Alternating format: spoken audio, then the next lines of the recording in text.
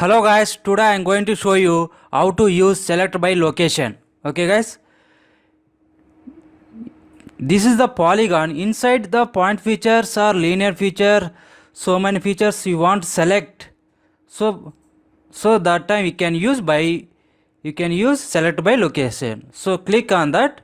So if you want selected only point feature by using this tool, by reference source is polygon. So here just tick mark and here you have to give the polygon, then click OK. It will select only point features inside the polygons. So now you want to select the line features, same things, go to here select by location, here tick mark remove and tick mark here select line features, click OK. It will select only line features, but because here it is selected point features also, because already we have selected, that's why now we will see now clear.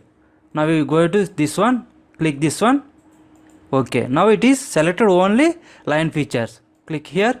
Now if you want selected all features inside the polygon, select here whatever features is available here, select.